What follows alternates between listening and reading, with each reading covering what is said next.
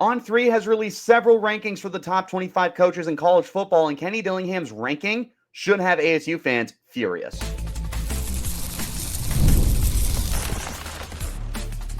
You are Locked On Sun Devils, your daily podcast on the Arizona State Sun Devils.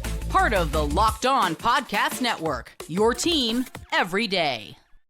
Welcome back to the Locked On Sun Devils podcast, part of the Locked On Podcast Network, your team every day. My name is Richie Bradshaw, and I will be your guide for everything Arizona State Sun Devils. Shout out to my everydayers who are here every day, and thanks to all of you for making us your first listen of the day. Today's episode, of course, is brought to you by our friends at FanDuel. Right now, new customers can get $150 in bonus bets if your first $5 bet wins. Visit FanDuel.com to get started. Ladies and gentlemen, it is peak off season, and On3, who is one of the more respected places for recruiting and college football and college sports and all that stuff, I would definitely put them up there with like 24/7 Rivals, all that good stuff, has their rankings out. I am not a fan of their ranking with Kenny Dillingham. I'm going to explain why. I'm going to tell you why Kenny Dillingham should be higher. And then I'm going to talk about some coaches who I understand are higher and coaches who should be underneath Kenny Dillingham. My personal ranking, if you would. ASU fans, you should not be happy with where Kenny Dillingham was placed. Two different rankings from two people from On3, Andy Staples and Ari Wasserman. If I pronounced your last name wrong, Ari, I apologize. Two different rankings. Andy has Kenny Dillingham as, wait for it, the 20th best head coach in college football. Okay, that's not the worst thing in the world. I understand where you're coming from, but here's my problem. He is not first, not second, not third, not fourth, but fifth place in the Big 12. Oh, okay, that's where I have a problem. Okay, well, who are the coaches ahead of him? Kyle Whittingham at Utah. Well, depends on the context that you're giving me. And that's the problem with these lists, and we'll get to that. Matt Campbell's ahead of him. Okay, I can live with that too. Matt Campbell, very established. Lance Leopold from Kansas. You're losing me. You're losing me very, very quickly. And then Chris Kleiman from Kansas State. I think that could be a coin flip, but I would still argue Kenny. Here's the reason why I would argue Kenny over all four of these guys. He beat every single one of them last year.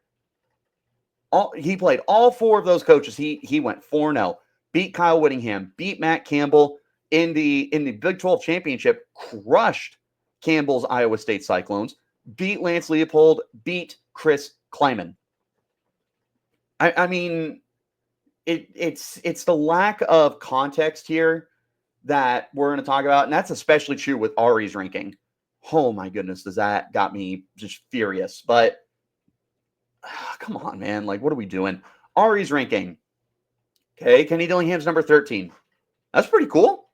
I like that Kenny Dillingham's top 15. That's great. Oh, who's ahead of him? Well, Deion Sanders is ahead of him. Oh, yep. You have totally ruined the entire list for me. Deion Sanders in his top 10, by the way. Top 10 head coaches in college football, according to Ari Wasserman. And he has got Deion Sanders not only ahead of sorry, I'm pulling up the ranking while I'm trying to do this. Ahead of Kenny Dillingham, but he's got him as the 7th best coach in college football. Ahead of Whittingham, ahead of Kalen DeBoer, ahead of Josh Heupel, Mario Cristobal, Kurt Cignetti. It's mind-blowing that you would have him behind those guys. Kyle Whittingham also ranked ahead of ASU, by the way. So 3rd in the Big 12. And again, he beat Whittingham, and he has had more success with ASU than Deion has had at Colorado. Is that a crazy thing to say? I don't think so. And that's not even Deion Sanders' disrespect. He's coaching two players with Shedeur Sanders and Travis Hunter, who are going to be taken more than likely in the top 10 draft picks. Hold on. Just kidding. I thought I was going to sneeze. Of top 10 draft picks of the upcoming 2025 NFL draft. One of them won the Heisman Trophy with Travis Hunter. Like, he's having success for sure, but he technically finished last place in the Pac-12 last year because his only Pac-12 win was against ASU, and that came down to a nail-biter. And then this year, he finished, I think, ended up like 4th place in the Big 12 or something like that. You know who was first? Kenny Dillingham. I have a bit of a rant that I want to get into right here. And there's a lot of stuff that I need to talk about. First of all, with Ari's opening paragraph, I'm going to paraphrase a little bit here. This is essentially the thing that he brought up is what makes a coach great? That's a great question, Ari. What is your criteria? Specifically, your criteria. Reminder, this is your ranking, Ari. You decide what the criteria is. I understand that in the grand scheme of things, there's all sorts of stuff that comes into play. But if it's your ranking, it's your list, then you need to decide what the criteria is. You can't sit here and tell me what some of the stuff is. And he lists recruiting, championships, less with more, recent success, total body of work. All of those are factors. 100%. You have to take every single one of those into account. Who's recruiting the top players in the nation? Well, then you got Ryan Day and you got Steve Sarkisian on your mind. Who's got the championships? Kirby Smart's got a lot of championships. Feels like he's got to be the top guy up there. Doing less with more. I mean, that's a Kenny Dillingham argument for sure. Recent success or total body of work. That's where you get into the argument where it's like, okay, who would you rather have between Kyle Whittingham and Kenny Dillingham? Okay, that's an interesting argument and everything. I understand. There's all sorts of stuff that goes into this. But if it's your article and it's your ranking, your opinion, you establish the criteria. It's as simple as that. It would be the same thing for anyone else. If someone on ESPN came out and made their top 25 ranking and he said the same thing, I would call them out. I'd be like, well, what is your criteria? Like, are you taking everything into account? Are you putting more emphasis on some things over others? Are you going to take one thing and use that as leverage over someone else? Like, you need to have some kind of consistency. And this is where my rant really starts, is there's just no criteria, man. Explain yourself. Let me know what it is so I can go into this and go, okay, so this is going to be a top 25 based off of recruiting. Okay, sounds good. Ryan Day, number 1. Makes sense to me. Steve Sarkisian, number 2. Makes sense. Kalen DeBoer and Brian Kelly in the top 10. Yeah, that all checks for me. But if you switch up the criteria and it's like championships, well, then, yeah, Kirby Smart suddenly becomes number 1 definitively over everyone else. And if you talk about recent success, well, Kenny Dillingham's top 10. He might be top 5. Look at what he's done with Arizona State. Look at Deion. He should be much higher too. But if you don't have specific criteria, this is where the problems arise with these rankings like this. You can't have a cop-out and say, well, I don't know what it is. Well, no one really does, but it's your list. It's your objective opinion. You decide. So if it's going to be a little bit of everything, then you say that. You say specifically, it's a little bit of everything. Read his article, and he flat out just says, question, question, question. This is my best attempt. That's fine. I don't have a problem with that. But you need to establish the criteria.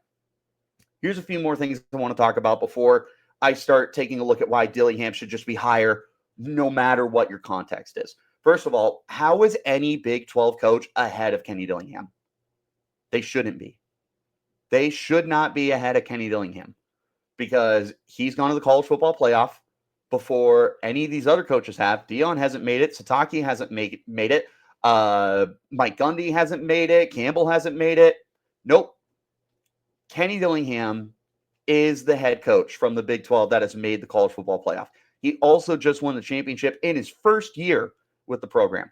Recency success is there. He's recruiting at a high level. You want to do the argument of more with less? Well, I can't think of anyone who does more with less than Kenny Dillingham. And I still don't like that argument because he's still coaching NFL talent. Like, I don't know. The Big 12 Coach of the Year, too.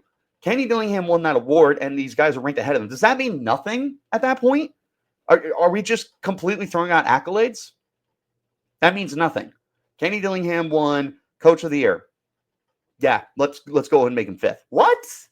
No, that doesn't work. How is he behind the coaches he beat?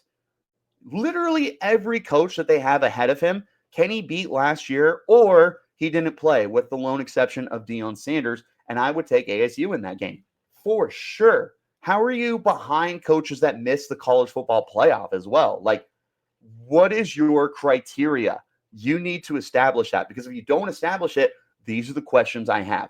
Does a Big 12 Coach of the Year mean nothing? Does a top 3 finish in the National Coach of the Year mean nothing? Why is he behind guys he beat? Why is he behind guys who didn't make the playoff? What is your criteria? Is it winning championships or not? Is it recruiting or not?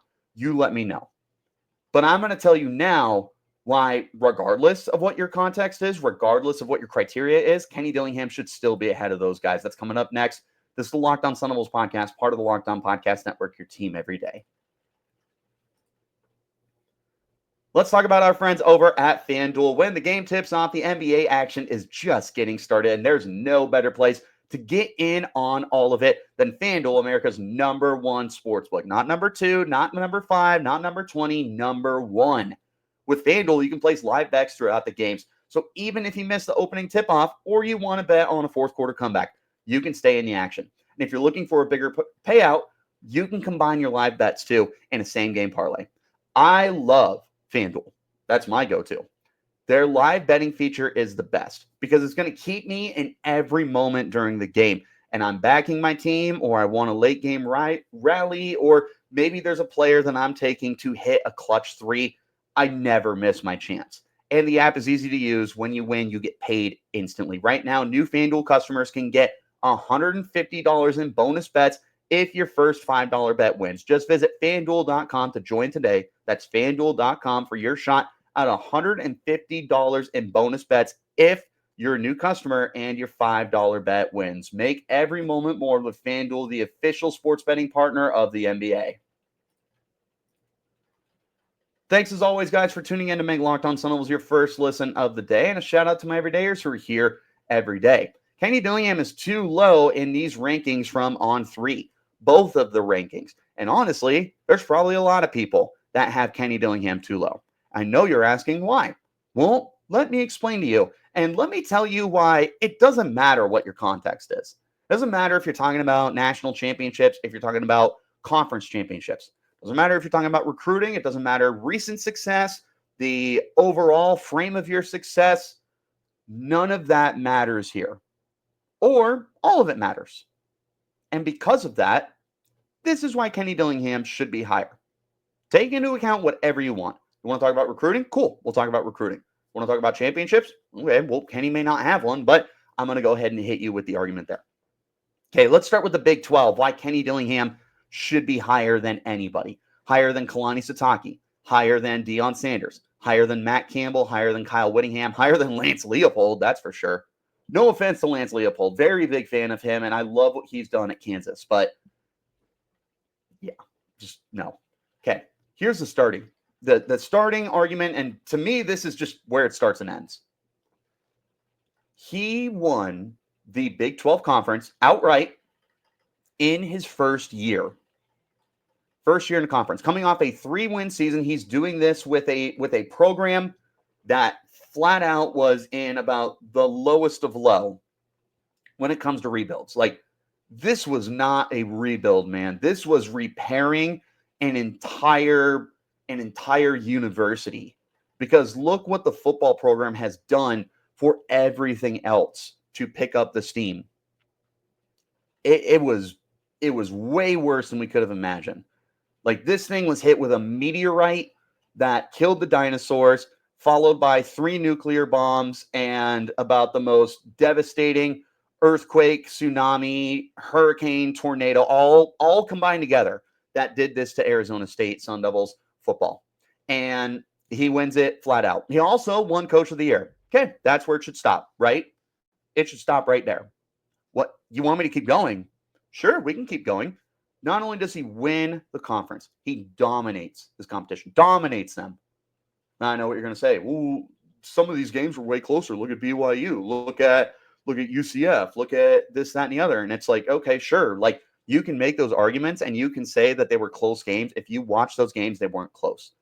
The reason why I say that is because it's a 60-minute football game and ASU was only playing one half. They came out to a hot start in the first half. They took the pedal off in the second half, or they got off to a slow start and they dominated the second half. ASU struggled to play a full 60 minutes last year. But when they did play a full 60 minutes, they were unstoppable. Nobody could compare to them. Like, they crushed U of A. They crushed Oklahoma State. Those were the two worst teams in the conference. Yeah, but that's what you were supposed to do. If they were playing like they had been playing for the majority of the year, those games are way closer. K-State was a close game. UCF was a close game. BYU was a close game. At certain points in time, particularly the first half of all three of those games, it wasn't close. ASU was dominating them. If they played a full 60 minutes, none of those three teams are even close. Then you get to Iowa State in the Big 12 championship game. Okay, well, they've got a great chance. Yeah, and I was definitely worried about them. By the end of the first quarter, you're like, this game might be over. Like, it was that much of a dominant performance. And again, they played a full 60 minutes. That's what happens when ASU finally gets dialed in. What's Cam Scadaboo say? He says, twist the knife. You go and play Texas. They played a full 60 minutes, believe it or not. They just took a while to adjust to what is a phenomenal defense. But ASU's defense completely slowed down Texas's offense. So, yeah. Last three games of the year, U of A, Big 12 championship, and the Peach Bowl. They were great because they were playing a full 60 minutes. So, yeah. Those games that are close, they're very misleading because ASU was not playing to the peak of their potential. They were simply better than everyone. They just figured it out. And again, Big 12 Coach of the Year. That's where it should start and end. Okay, let's talk about the coaches in the nation. Kenny Dillingham, barely in the top 20, very questionable. Kenny Dillingham at 13, I really like that. I think that's right about where he should be. Well, Richie, it's only been 2 years. Okay, well, first year was a disaster, but the team was in most of their games. Doing more with less. That's one of your criteria, right? Doing more with less. Kenny Dillingham rebuilt this team in 2 years with the transfer portal. That's not easy to do for a program that had nothing. Now you're seeing his recruiting classes are coming together. Oh, speaking of recruiting, they're getting better and better every year. More 4-stars are being added. His first year at the program, he brought in a borderline 5-star with Jaden Rashada. Yeah, the dude recruits. Now he's got quarterbacks galore. Now he's got tight ends galore. 4-stars are coming in at a rapid pace. Like, Kenny Dillingham knows what he's doing with recruiting. And the 5-stars will come. I've said this since Kenny Dillingham was hired here. The 5-stars will come. We're getting closer and closer, man. So recruiting is getting better and better and better. Talk about recency success. Okay, well, not only is he the youngest coach to go to a bowl game, he subsequently is the youngest coach to go to a college football playoff game. And he took Texas, a blue blood program with tons of championships, to the resume in the history of that program, to double overtime. Now, look, I've said this many times, so let me go ahead and double down and remind everyone. I do not believe in moral victories. Wins are wins, losses are losses. You can take stuff from the games and say that was really good and apply it moving forward. There are no moral victories as far as I'm concerned. But with that said, it still has to count for something that you took Texas to the brink of losing a college football playoff game to a team that has never been, and a team that was perceived as one of the worst in the nation going into the season. That has to count for something. It's not a moral victory for me, but it's something that you got to look back on and be like, okay, well, maybe we were wrong. Maybe we were wrong. Again, let's go over some of the arguments. Less is more, okay? Kenny Dillingham's winning with 3-stars and transfers who'd never been in the program. Recruiting. Classes get better every year. More and more 4-stars are coming in. 5-stars are coming around the quarter. Recent success. We just talked about the recent success. Okay, what about the body of his work? Well, in 2 seasons, he's got a winning record, and he's been to the college football playoff. He's done this with a program that, again, was in just about the worst spot that you could possibly imagine. Championships. Okay, well, he doesn't have championships yet. He's got a conference championship, sure. How many teams, how many programs ahead of him have championships, if you want to use that argument? Let's go ahead. Let's look at some of the coaches that were like consensusly ahead of him, right? Josh Heupel at Tennessee, no title there. Lane Kiffin at Ole Miss, no title. Kalen DeBoer at Alabama, no title. Brian Kelly at LSU, no title. James Franklin at Penn State, no title. Dan Lanning at Oregon, no title. Marcus Freeman at Notre Dame, no title. Steve Sarkisian at Texas, no title. So if you want to use that argument, then fine. You should have some order of Ryan Day, Dabo Swinney, Kirby Smart. And then let's go ahead and have a massive drop-off because no one else has a conference, or not a conference. No one else has a national championship. Yeah, pretty hard to win a national championship. So don't use that as the baseline for how you rank these coaches.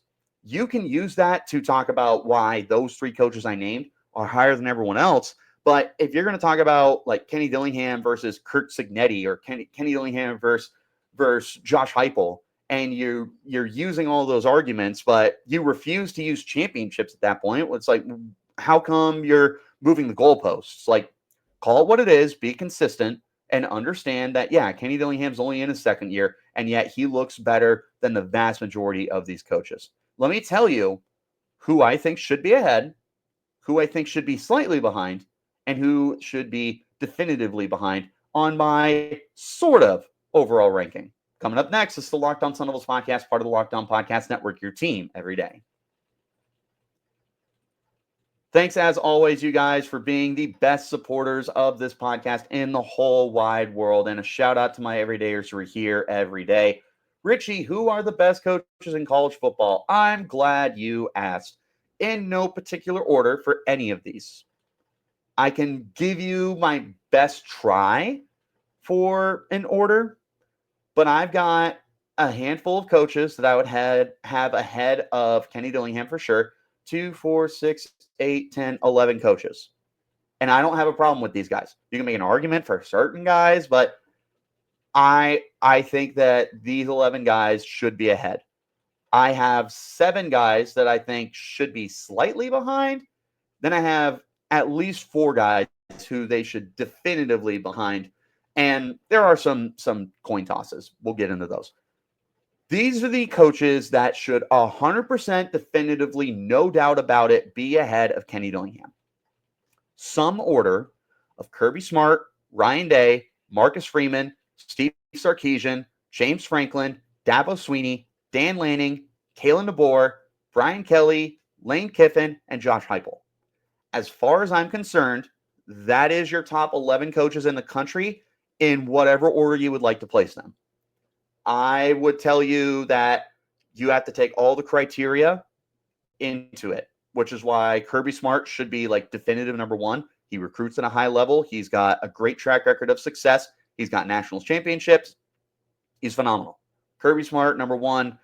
I mean, Dabo's still got to be up there, although the recency of his success has definitely dipped. But he did just go to the college football playoff and win the ACC championship game. Ryan Day has always been a great recruiter. He just won a championship. Sarkisian, phenomenal recruiter, one of the best offensive minds in the country. Same with Josh Heupel. Same with Lane Kiffin and Kalen DeBoer and Brian Kelly. Like, there's all sorts of these guys that I listed that, yeah, I feel like they're ahead of Kenny Dillingham. Here are some names that I think should be behind Kenny, and you could make it close. In no order: Curt Cignetti from Indiana, Deion Sanders, Lance Leopold, Sharon Moore at Michigan, Lincoln Riley at USC, Chris Kleiman, and Kalani Sitake. I feel like I'm going to get pushback for some of these, so let me do my best to kind of explain. Curt Cignetti, great coach, had good success at James Madison, goes over to Indiana and takes a program that it historically is one of the worst programs in college football and takes them to the college football playoff. That's insane. But with that being said, I do think that Kenny Dillingham has done more with less. Even at a program at Arizona State that has far more history than Indiana. Indiana was not nearly in the position that Arizona State was. You also had Cignetti coming in from really good success at James Madison. Kenny Dillingham in his second year turned this program around. Kurt Cignetti, no offense or anything like that. I love Cignetti. I think that Kenny's ahead of him, and I also think that he sniped Kenny of the Coach of the Year award national. Deion Sanders, hired at the same time, same amount of success, kind of like not a great first year, bowl game the next year. Well, Kenny Dillingham won the Big 12 championship, and Deion didn't. There you go. Lance Leopold. I love Lance Leopold. I know that I've kind of really been down on him during this podcast. I promise you, I really do like Leopold because, like Cignetti, he is taking a Kansas program that historically is terrible with football, and he's turned them into a contender. But they just aren't there yet. And they've had some highs and lows. And we can talk about injuries and all that good stuff, but I can look at that team and say there's a lot of NFL players that are there, and you just haven't been able to make the most of them. Sherrone Moore. I don't know if this will age well. Let me start right there. I don't know if this will age well. But first year with Michigan, he did lose some players, but he brought a lot of players back from a national championship team, and they really struggled. They were a quality team. They were a good team, above average. They were not what they were supposed to be. Were they supposed to take a step back? Yes. They were not supposed to drop off like they did. And he's already recruiting well, which part of that is the brand of Michigan, but I'm not taking anything away from him. That this one could definitely age poorly. Lincoln Riley, one of the best recruiters in the country. What has he done with it? Nothing. Done nothing. Got a Heisman Trophy out of Caleb Williams. Okay. He's brought in how many 5-stars? Quite a bit. Done nothing with it. Nothing. Chris Kleiman at Kansas State, he has had some really good success over the last handful of years, but again, he has not been able to get the Wildcats over the top. And then Kalani Sitake, I love Kalani. He's one of my favorite coaches, period. I love the way he carries himself, and I love what he has done for that program. He's not ahead of Kenny. And here's a handful of coaches that I would definitively put ahead of Kenny.